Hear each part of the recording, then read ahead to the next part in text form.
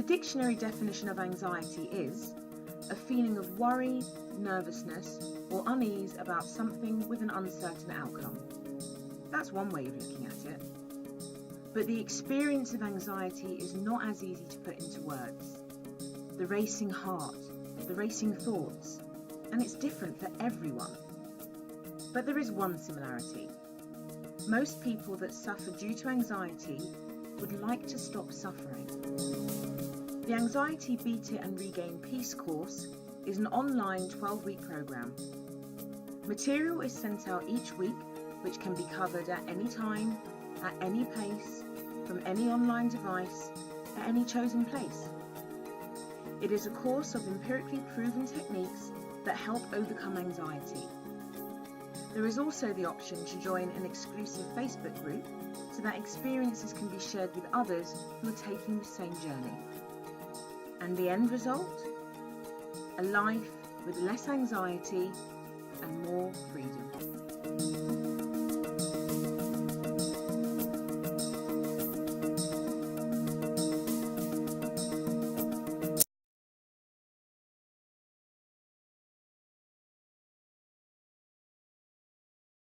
I want us to think about avoidance. Now, with everything we've just spoken about, heart racing, dry throat, feeling sick, all the other things that come along with your anxiety, it would make sense that you would try to avoid the things that cause your anxiety. I've been there, I've done it. I'm going to share with you an example of my avoidance and then get you to think about your own. So for me, I had just passed my driving test.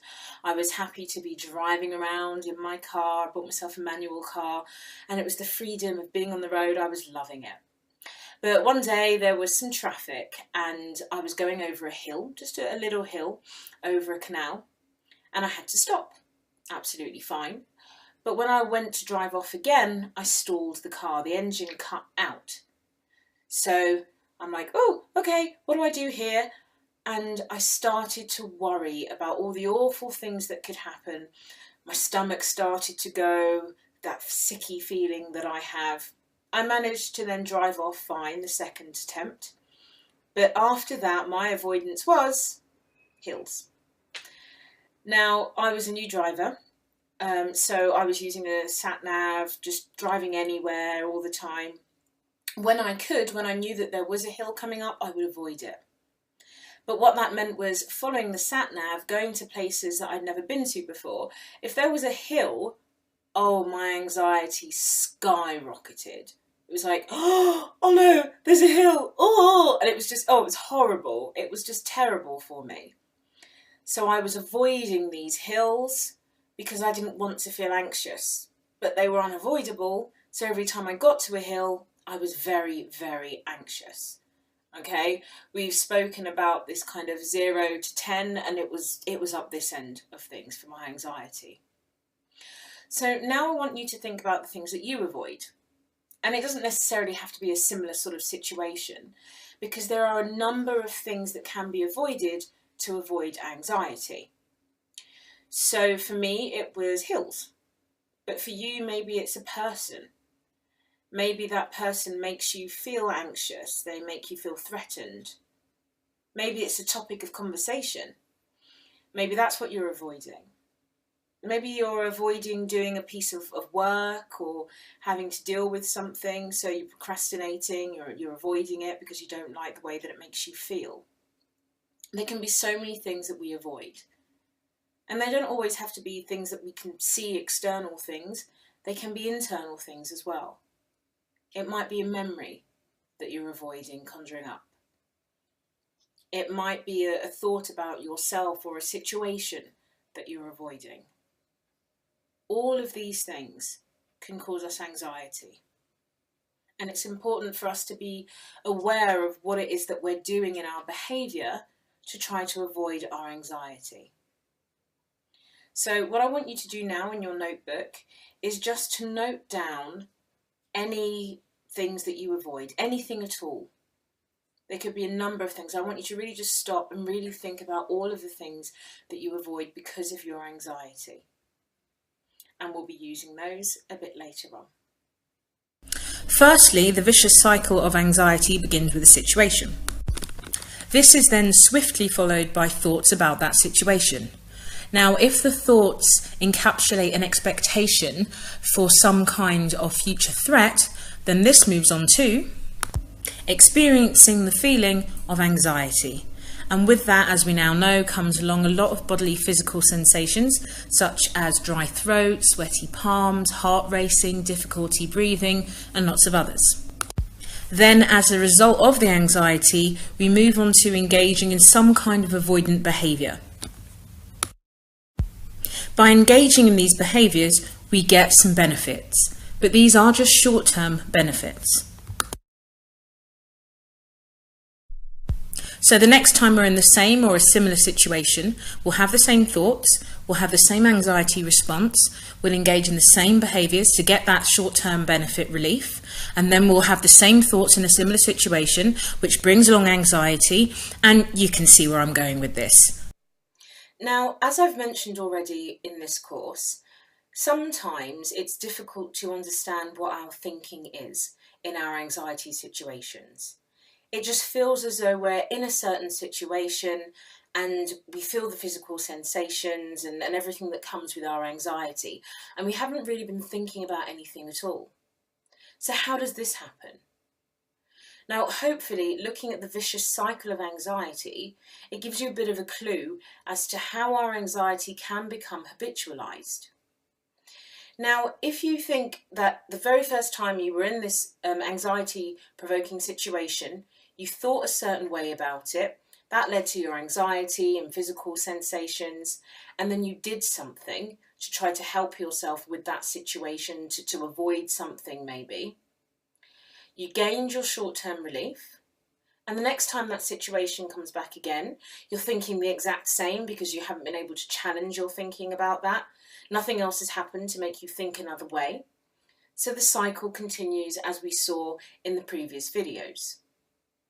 Now, thinking about that, we can understand that over time, the anxiety can become quite habitual. So you can just be in a situation and not have to think anything about it, but being in that situation will bring on that anxiety response. And again, we can think about what our body is doing there, because our body is trying to protect us, and our body knows that in this situation, this is normally where I feel alarm, so I need to do something to protect you. I need to sort things out here. I need to enable you to fight or flight. You haven't necessarily thought anything that particular time about that situation. It's just being in that situation that now causes the anxiety. So if you imagine that walking along the street late at night is something that, when the first time you did it, you heard someone behind you, oh no, they're going to get me. You turned around and actually they were crossing the street and going the other way. But each time you have gone out late at night by yourself in the dark, you're thinking, what if that happens again? Someone could get me. And then eventually you don't even have to think that anymore. Just the idea of going outside in the dark, walking by yourself, will bring on the anxiety without you having to engage in the thoughts at all. So just look at that vicious cycle of anxiety again, and you'll really understand how your anxiety can seem to be quite automatic. There aren't any thoughts. I can't engage in any thoughts at all. And that's because perhaps it's been going on for so long. So that helps us to understand why our anxiety can sometimes feel automatic. For me, again, going back to the same example of driving cars, whenever I knew that there was a hill coming, or whenever I would see a hill coming, I got that feeling. I didn't necessarily go through all of the thinking, what if I stall? This might happen, that might happen, oh, it will be awful. It was just seeing the hill that would make me anxious. So I just want you to know that I do understand, what it's like for you if you do have this habitual automatic anxiety. And I know it's hard, in terms of everything that we've been talking about, to really break that down. If you are still finding that difficult, and you've gone through and you've designed your own vicious cycle of anxiety, but it's all still hard for you to make sense of, Please do go back to the first section, Anxiety 101. Go through things, take your time. Step away from this video here, step away from the course, write things in your exercise book. Think about different experiences that you have had that may be leading to anxiety in your current life situations. It's really important to do that, because at the moment what we're doing is still learning about anxiety, but more so your specific version of anxiety, your specific experience of anxiety.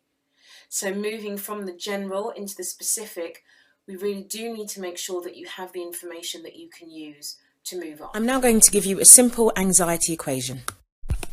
If you take a high perception of danger in a situation and you add that to a low perception of your ability to cope, then what you end up with is heightened anxiety.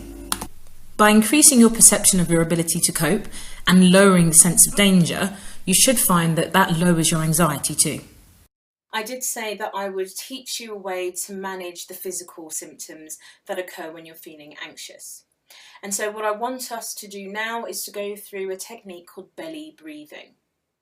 Now, remembering what's happening in your body, the heart's pounding to get blood to those parts of the body that you need to use to run or to fight the danger. What you want to do is just reset your body. So what we're going to do is to focus on some belly breathing to help you do so.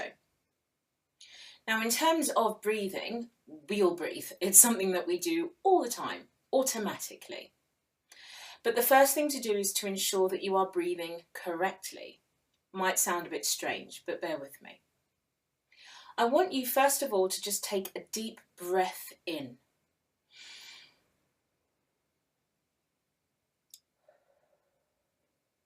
And slowly release it. Let's do that again. Deep breath in and then slowly release it.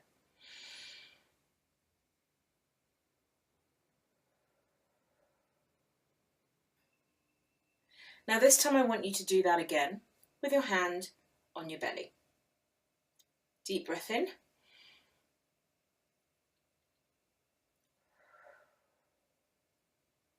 And release. I'm going to ask you to do that again in a moment, but I want you to focus on what happens with your hand and your belly as you're breathing. When you breathe in, is your hand going in towards you? Is your stomach being drawn in? Or does it rise? So focus on that. When you're taking that deep breath in, does your stomach draw in as well? Or does it rise? Let's do that again. Take 2 deep breaths just to see what happens.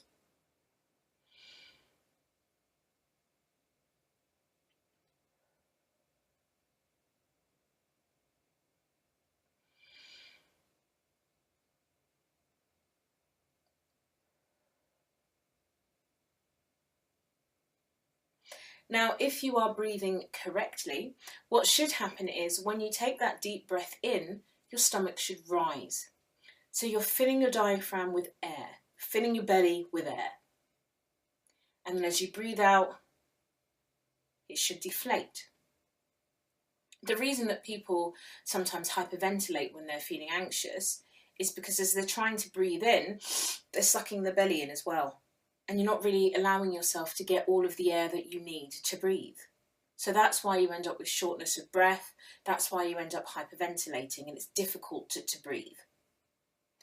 So it's important to make sure that we know how to breathe correctly. And in terms of belly breathing, what you do is you put your hands on your tummy as we were just doing. When you take that deep breath in, you should see that your fingers part. And as you exhale, they come back closer together. Breathe in. And the fingers come closer together as you breathe out. Now this is something that you want to take your time doing. And also something that I would like you to practice every day. You don't just want to use this in a situation where you are feeling anxious, because to actually slow down your breathing, to know what you're doing, if you're already anxious, how am I supposed to breathe? Oh, and it can all just become a bit of a mess and add to the anxiety that you're experiencing. But by practicing this, it's something that when you need it, you can automatically switch it on and say, oh, right, yep, I can feel the heart going, I can feel myself shaking, belly breathing.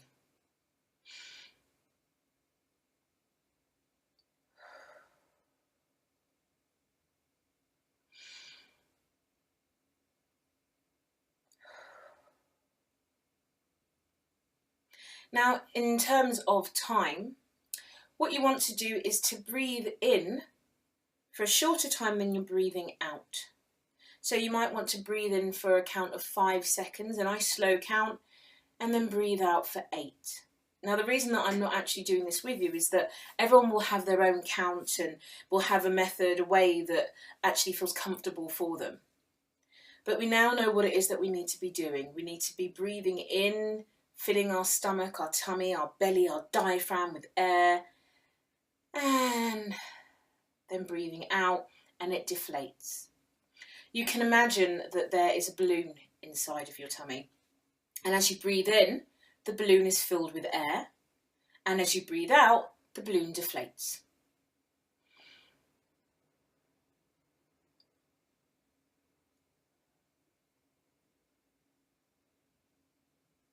Okay, so this is belly breathing. This is something that's going to be very helpful for you to reset your body once those physical symptoms are kicking in.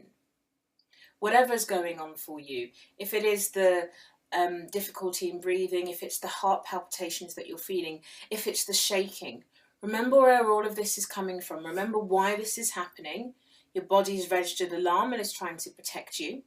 And so what you need to do is to reset the body by saying, no, no, no. This isn't necessary right now. It's okay. We just need to calm down. That's going to make a big difference to your physical sensations. But also, hopefully, you'll find that all the other stuff that we've been doing has been making a change to physical sensations as well. By changing our thinking, by changing our behaviour. Hopefully, you've noticed that change in your anxiety. So belly breathing is something for just for those physical sensations when you feel them, and it doesn't have to be when you're in the midst of a massive amount of anxiety symptoms, when you start to feel yourself going.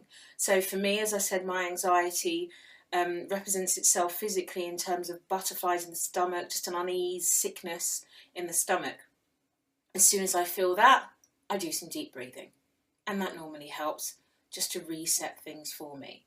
And allows me then to focus, okay, what's going on here? What is the thought that's made me anxious, and what can I do with that? Do I need to challenge that thought? Do I need to change my behaviour? So we're starting to see that we can bring all of these things together. So starting with some belly breathing and then moving on to some other things. So I want you to practice this, as I say, daily. Do it for a few minutes each day so that you're ready to use this technique as and when you need it. But also, if you're doing this daily, it's going to give you just a nice, calm disposition to begin with anyway. Maybe do it in the morning when you wake up. Do it in the evening before you go to bed. But make sure that this is something you practice daily.